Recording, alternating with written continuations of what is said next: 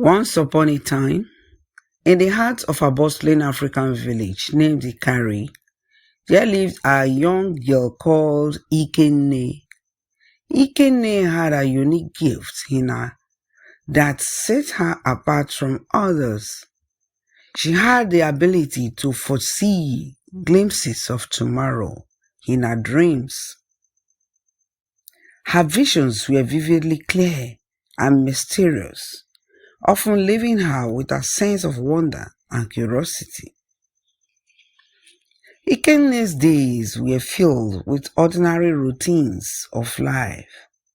She would wake up to the rising sun, her spirit eager to embrace the day's adventures.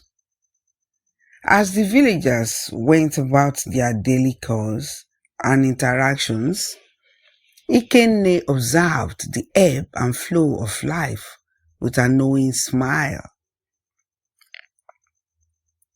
One warm and starlight night, Ikenne had a dream that was unlike any she had experienced before.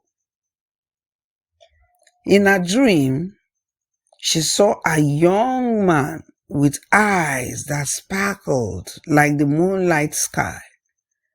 The young man's name was Agumba, a visitor from a distant land.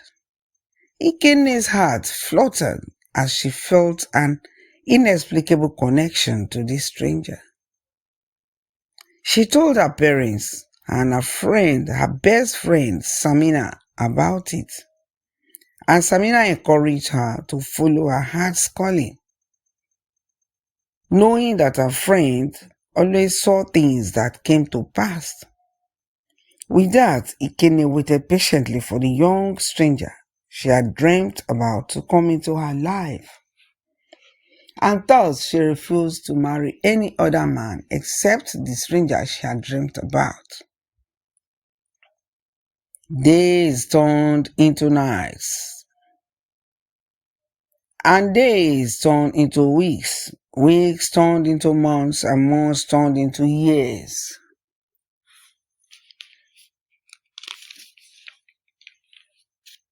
As Ikenne patiently waited for the arrival of the young man from her dream, the villagers whispered in anticipation, their excitement mirroring Ikenne's own.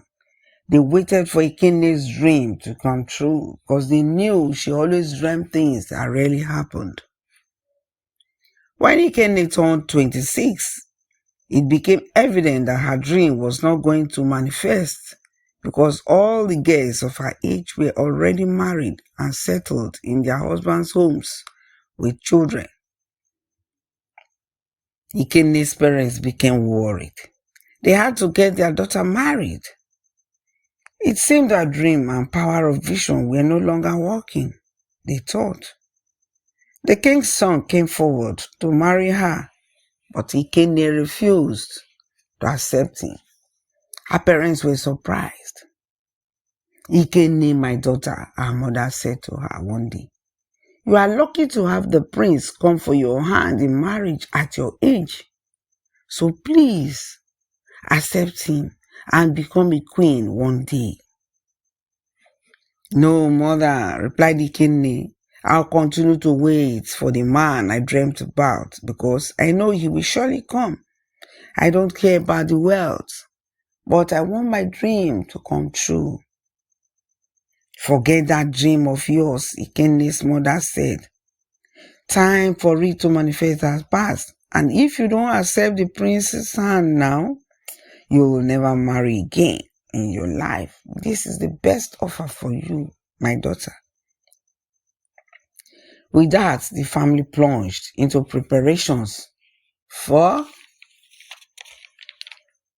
the marriage between the prince and Ikenne, despite her refusal. On the day of the marriage, Ikenne was not happy. She refused and she hid herself. But her family forced her out. And as the marriage vows were about to be taken, a group of strangers arrived at the scene. As they moved around and greeted everyone, they came to where the prince stood with Ikenne to pay homage to him.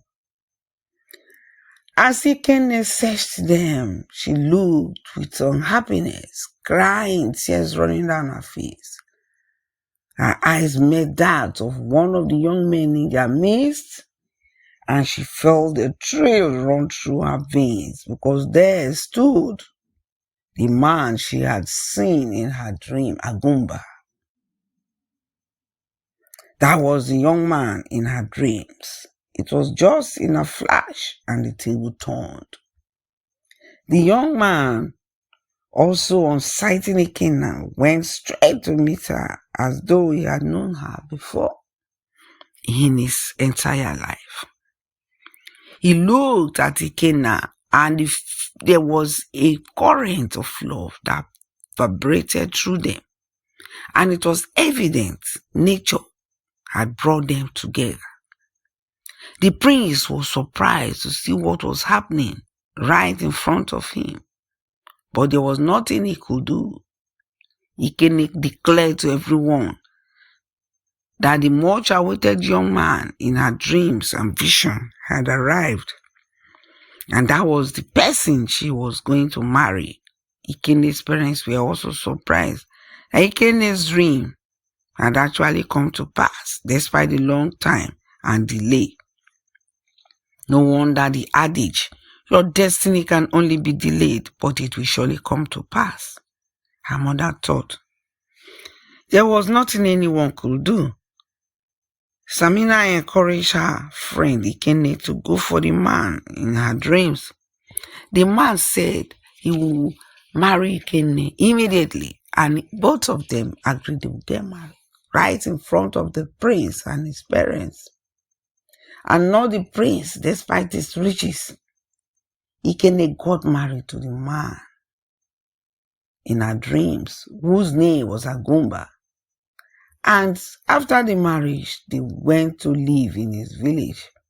On getting there, Ikenne discovered he was the newly installed king in the village.